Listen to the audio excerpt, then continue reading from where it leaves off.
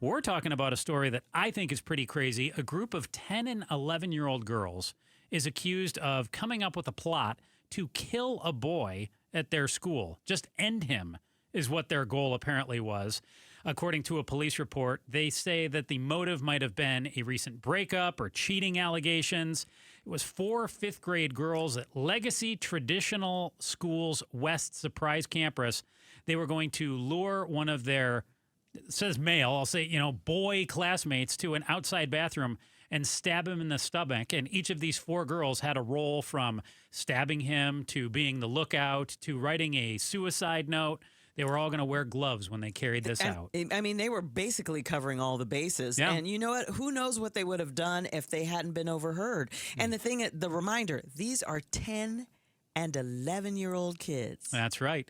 Joining us right now is our licensed family therapist, Michael Klinkner. Michael, thank you for being with us. So you've read up on this story, and if you're a parent, Michael, I know you are a parent. If you hear a story like this, how concerned should you be something similar could happen to your kid in school, either from the victim's standpoint or that of the accused?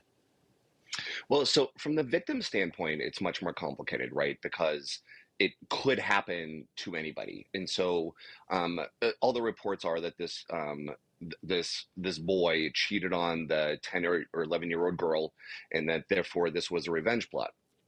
As far as being a parent to a child who would plot something like this, risk assessments on this we've known what the major factors are for a long time. So this tends to happen with kids where there's been a lot of abuse, where parents have an attitude about that violence is okay. The violence is talked about openly in a manner at home where this is something that you do. And so raising a child where you would have your kid plotting to kill someone else isn't something that just happens. This is very much, it's a reactivity within the home, and this is an attitude that you tend to talk about this stuff. Okay, so Michael, what you're saying is that if that is the case, and a child is acting out like that, you're just saying, do you think the parents probably won't take this as seriously as the police will? Because obviously they're in a household where she's laughing it off. Her parents probably will too? Absolutely. That's going to be the case. And so a 10-year-old girl isn't going to be someone that comes up with thoughts like this on their own. They're not going to have an attitude where this is something funny or something to be blown off. This is something that they're used to, that they don't have respect for police, that they don't have respect for authority. And this would have been showing up in lots of different places along the way. This isn't probably the first time this girl has displayed an antisocial attitude. We would have seen this all along the way. Talking with our licensed family therapist, Michael Klinkner. He joins us right now. Michael, am I crazy to think that things like this really didn't happen in the 80s and 90s when I was going to school, but they're increasingly happening now? What's changed? Obviously, social media is out there. We've got the internet now. Is it that simple? Are kids getting these ideas from YouTube or and social media? Forensic files over and over? Because lots of women watch that stuff. Yeah, so they're going to be exposed to this a whole lot more. Yes, that is true. It's common for kids to have thoughts like, hey, how would I get away with something? Or what could I do? Or like, oh, I want to kill that kid. Absolutely. But now you can Google or you can chat GPT how to get away with a murder. Or on their television, there's a constant stream of like murder shows, and they're going to be hearing a lot about how to get away with those things, and so it's going to carry out a whole lot more.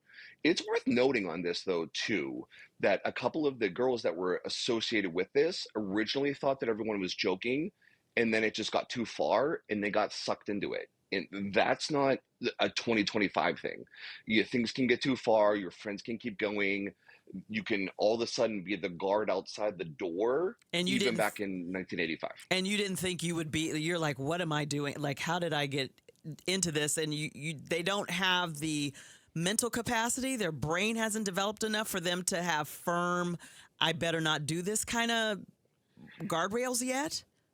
Yeah, Gail, that's such a good point, because now it's, okay, I'm in on this. This has gotten way too far down the road, and they're bringing a knife. And so there's not necessarily this 11-year-old doesn't have the capacity and the brain development of okay, now how the heck do I get out of this thing? Mm-hmm. Their thoughts are going to be like, I'm too far into it and they're dangerous. Now I'm just sucked in. Mm-hmm. Michael Klinkner is our licensed family therapist. Michael, Gail brought this up with me as she was reading through the story before the show today.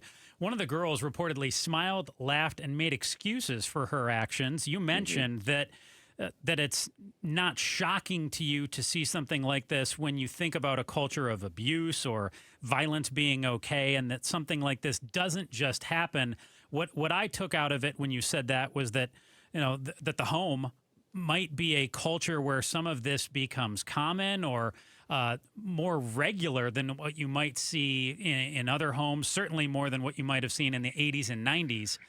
When you're dealing with something like that, if mom and dad are part of the problem, either abuse or saying violence is okay, how do you handle that from a therapy perspective? Yeah, like how do you help that child in that kind of environment? Yeah, absolutely. So you're going to be working with the parents around the idea of, okay, so why do they think that's okay? What are they carrying underneath? We're going to talk about generational attitudes around that's an okay thing. And so that parent who is thinking that violence is an answer, that it's okay in breakup situations where, oh, you cheated on me, now you're going to die. They're not the first ones to think that either. That parent also would have grown up in a house where that sort of violence, that amount of abuse would have been around too. And so with the parent, then you're going to work around those ideas of, how did you learn that? Why did you think that's okay? Why do you continue to think that's okay? And also, there's always a really good angle where if I was abused, let's say, my parents abused me, you know what it's like. You know what that power differential is like. You probably didn't want to hand that down to your own child. That's probably not something that you wanted to do. And so therefore, how do you feel about your child ending up just like you did, or just like your parents did, or things are going to continue to go just the way you didn't want them to go? There's usually a really good angle there where a parent doesn't want to carry those things out. They just don't know any better. Like most parents are doing the best they can, given the information they have and given the way that they were raised. But if you can provide more information, you can provide other options, you can provide the idea of, just because it's a breakup, it's not the end of the world, therefore violence is an acceptable answer. Parents respond a lot to those things. They want their children to be better off than they were. You can always lean on that and help parents with education, with coping skills, with them processing their own trauma, where this isn't handed down generation after generation. Okay, speaking of trauma, very quickly, with the short time we have left, tell me what you tell the parents of the boy who is allegedly at the center of this. If he finds this out, what do you tell your son? How do you encourage him? Yeah, so for him, it's going to be like, I'm so sorry this happened to you. This is terrible. What can you look for going forwards? There are probably signs with this girl before that she wasn't okay, that she was out of balance. What would those red flags have been going forward, so you don't end up with another girl who is willing to kill you because you broke up? Also, hey, did you cheat on her? And what does all that mean? Cheating for a 10 or 11-year-old is like, that's a wide open definition, but it's also you can have that conversation around all right, how do we navigate relationships going forward? And what's that going to mean for you?